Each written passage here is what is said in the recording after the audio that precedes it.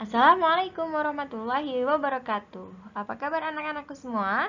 Semoga kita semua selalu dalam keadaan sehat. Amin. Kembali lagi di sini bersama Butia dalam pembelajaran matematika kelas 7. Oke, hari ini kita memasuki bab yang terakhir untuk semester 1 ini, yaitu bab rasio dua besaran. Nah, sebelum kita memulai pembelajaran hari ini, marilah kita sama-sama membaca basmalah. Bismillahirrahmanirrahim. Ya, tujuan pembelajaran kita hari ini yang pertama adalah menentukan rasio dua besaran dengan satuan yang sama. Selanjutnya menentukan rasio dua besaran dengan satuan yang berbeda. Ketiga, menyelesaikan masalah berkaitan dengan rasio besaran dengan satuan yang sama. Dan yang terakhir, menyelesaikan masalah berkaitan dengan rasio besaran dengan satuan yang berbeda. Ya, kita memasuki definisi rasio.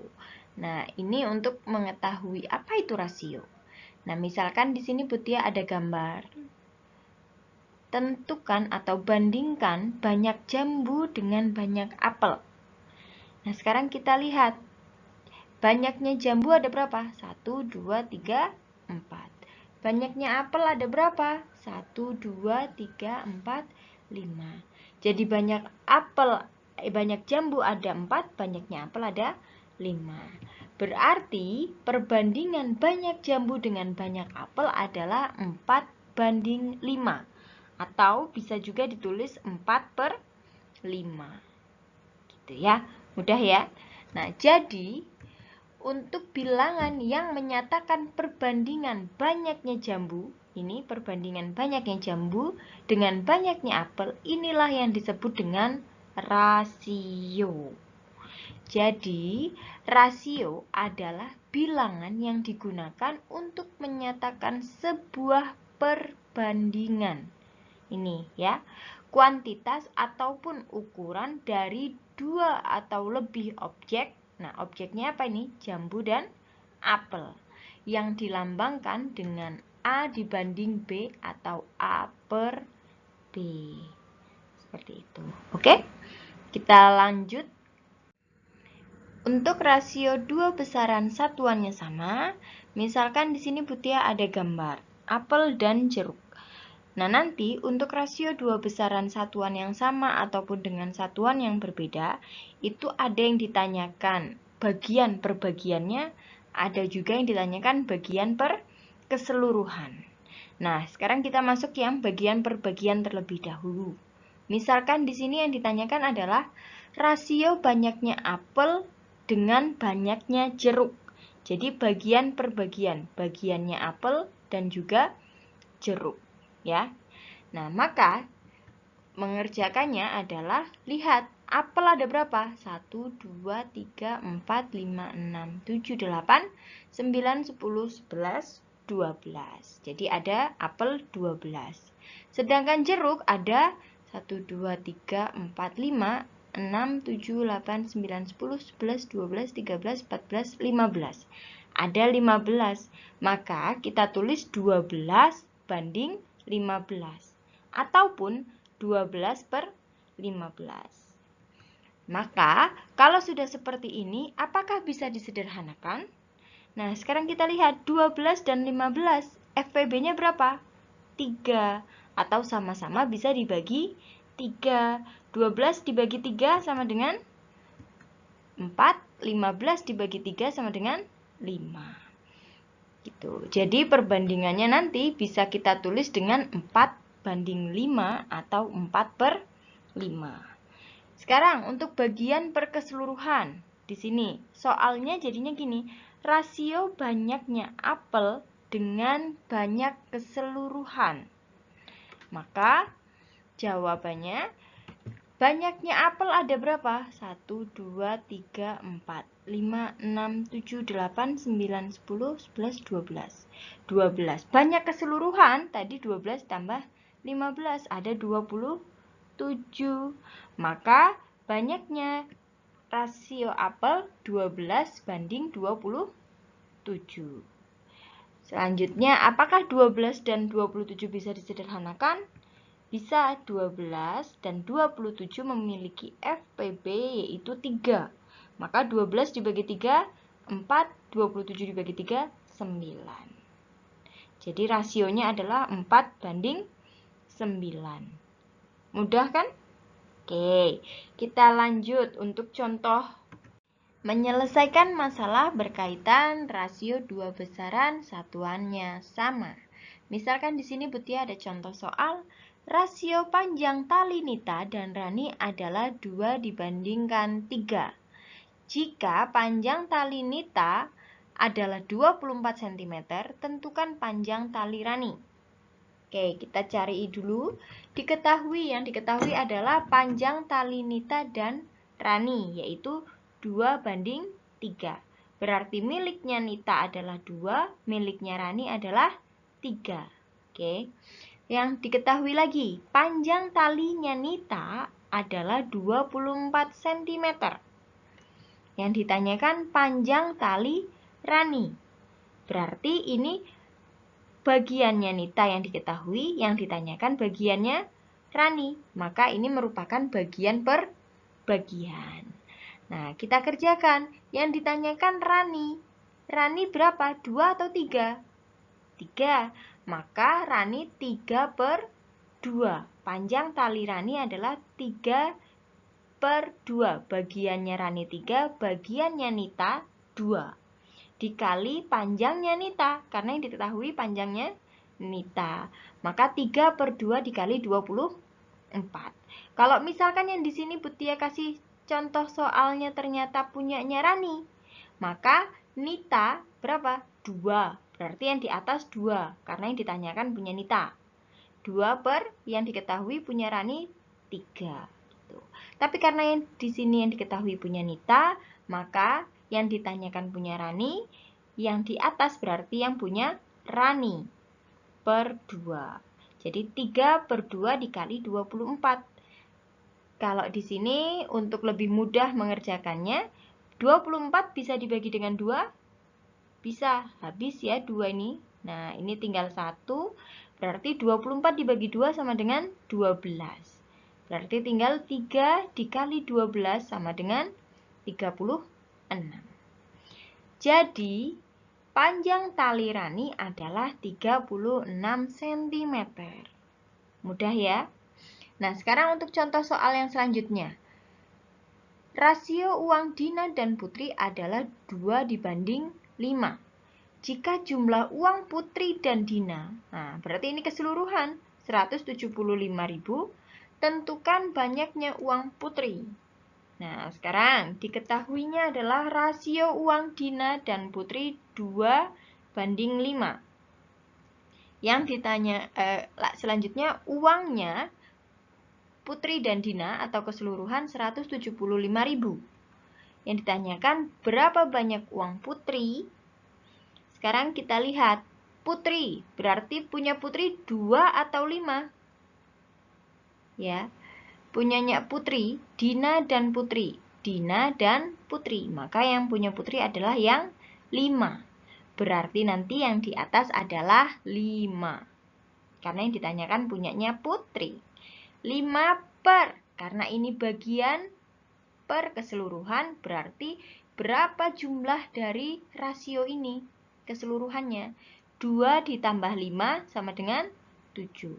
Kalau tadi bagian per bagian, berarti tinggal bagiannya Rani per bagiannya Nita. Kalau bagian per keseluruhan, bagian yang ditanyakan per keseluruhan, jumlahnya keduanya. Ya, 5/7 dikali 175. Apakah 175 ini bisa dibagi 7? Bisa ya. 175 dibagi 7, ini tinggal 1, 175 dibagi 7 sama dengan 25.000. Berarti 25.000 tinggal dikalikan dengan 5. 25.000 dikali 5 sama dengan 125.000. Jadi, banyak uang Putri adalah 125.000. Gini, mudah ya? Oke, insya Allah bisa. Oke, kita lanjutkan. Nah, sekarang kita masuk ke rasio dua besaran satuannya berbeda. Nah, misalkan di sini Butia ada minuman mineral ya dalam kemasan gelas, itu volumenya 240 ml. Sedangkan ada lagi minyak goreng dalam satu botol itu kemasan 2 liter. Volumenya 2 liter. Nah, di sini berapakah rasio volume air mineral dan minyak goreng? Nah, kita kerjakan. Sekarang, untuk volume air ada 240 ml. Sedangkan volume minyak ada 2 liter. Satuannya apakah sama? Berbeda. Nah, jadi kita tulis dulu volume air 240 ml, volume minyak 2 liter. Kita ubah satuannya ke satuan yang terkecil. Nah, kalau misal dari liter ke mililiter, liter, mana liter? Nih, liter ke mililiter. Yang paling kecil mana? Liternya atau mililiter? Tentu saja mililiter. Nah, sekarang, kalau kita mau mengubah dari liter ke mililiter, itu kan turun. Turun 1 itu dikalikan 10. Turun 1, turun 2, turun 3. Maka kalau turun 3 dikalikan 1000. Maka perbandingannya akan 240 ml dan 2 liter menjadi 2000 ml. Setelah itu baru kita sederhanakan. 240 dan 2000 FPB-nya atau sama-sama bisa dibagi dengan 40. Jadi 240 dibagi 40 adalah 6. 2000 dibagi 40 adalah 50. Dan ini sudah tidak bisa disederhanakan lagi. Jadi rasio volume air mineral dan minyak goreng adalah 6:10. Mudah ya? Oke, lanjut untuk contoh lainnya. Nah, untuk contoh soal lainnya, misalkan di sini Butia ada sebuah peta. Peta Yogyakarta. Nah, soalnya perhatikan peta di samping. Apabila jarak antara kota Sleman dan kota Jogja pada peta adalah 2 cm dan pada jarak sebenarnya adalah 12 km, tentukan skala pada peta. Nah, tentukan skala pada peta sama dengan yang tadi menentukan perbandingan atau rasio yang tadi. Oke, sekarang diketahui jarak petanya tadi adalah 2 cm. Nih, dari Sleman ke kota Jogja misalkan. Terus, jarak sebenarnya adalah 12 km. Yang ditanyakan skalanya. Maka, kita lihat jarak pada peta dibandingkan dengan jarak sebenarnya. Jarak peta 2 cm, jarak sebenarnya 12 km. Maka kita ubah dulu ke satuan terkecil. Sekarang, di sini ada cm, di sini ada kilometer. Paling kecil mana? Centimeter. Nih, centimeter di sini. Kilometer turun berapa? 1, 2, 3, 4, 5. Berarti kalau 5 dikalikan 100.000. Karena sekali turun dikalikan 10. Turun 2 berarti jadi kali 100 dan seterusnya. Berarti yang di sini 2 cm dibanding 1.200.000 ya. Nolnya ada 5. Oke, sekarang kalau sudah seperti ini kita tinggal sederhanakan. Sama-sama dibagi 2. Berarti 2 dibagi 2 1. 1.200.000 dibagi 2 600.000. Jadi skala pada peta adalah 1 dibanding 600.000. Mudah kan? Nah, sekarang contoh yang terakhir. Nah, untuk contoh soal selanjutnya, di sini Butia ada peta Jawa Tengah. Nah, misalkan, perhatikan peta di samping. Apabila jarak antara kota Magelang dan Purworejo pada peta itu 2 cm dengan skala. Nah, kalau ini yang diketahui skalanya dan jarak pada peta. Skalanya itu 1 dibanding 1.300.000. Berapakah jarak sebenarnya antara kota Magelang dengan kota Purworejo? Yang kita cari adalah jarak sebenarnya. Oke, sekarang diketahui jarak petanya 2 cm. Skalanya 1 dibanding 1.300.000. Yang ditanyakan jarak sebenarnya. Nah, untuk jarak sebenarnya ataupun nanti yang ditanyakan misal jarak pada peta, itu kita ada rumus untuk lebih memudahkannya, itu membuat segitiga. Atas itu jarak peta, skala, dan jarak sebenarnya. Sekarang yang ditanyakan adalah jarak yang sebenarnya. Maka yang ditutup jarak sebenarnya. Nih, misal. Berarti sisanya adalah jarak pada peta dibagi skala. Seperti itu. Kalau yang ditanyakan jarak pada peta, berarti jarak pada peta yang ditutup. Maka rumusnya jadi skala dikali, kalau ke samping dikali jarak sebenarnya. Kalau yang ditanyakan adalah skalanya. Nah, skala berarti jarak pada peta dibagi, kalau atas bawah dibagi ya, jarak peta dibagi jarak sebenarnya, atau tadi jarak peta dibanding jarak sebenarnya, sama. Banding dan bagi sama. Oke? Oke, sekarang kita kerjakan. Untuk jarak sebenarnya, maka jarak peta dibagi skala. Jarak pada peta berapa? 2 cm. Skalanya adalah, udah sama ya, sama-sama cm. 1 dibanding 1.300.000. Nah, banding ini sama dengan bagi. Oke.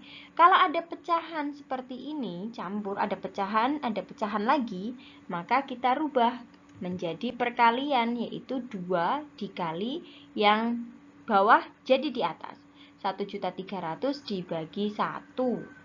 Maka tinggal ini 2 dikali 1.300.000 sama dengan 2.600.000 cm. 2.600.000 cm ubahlah ke dalam kilometer. Berarti sisanya adalah 26 kilometer ya. Kalau naik berarti dibagi atau hilangkan nolnya. Naik 5 berarti nolnya hilang 1, 2, 3, 4, 5. Tinggal 26 kilometer. Jadi jarak sebenarnya antara kota Magelang dengan kota Purworejo adalah 26 kilometer. Mudah kan? Ya. Alhamdulillahirrabbilalamin, selesai sudah perjumpaan kita hari ini. Semoga apa yang Butia sampaikan dapat kalian terima dengan baik dan dapat kalian pahami dengan baik. Dan semoga kalian besok dalam mengerjakan PAS diberikan kemudahan. Amin. Tetap jaga kesehatan. Butia akhiri, subhanakallahumma bihamdika asyhadu alla ilaha illa anta astaghfiruka wa atubu ilaik. Wassalamualaikum warahmatullahi wabarakatuh.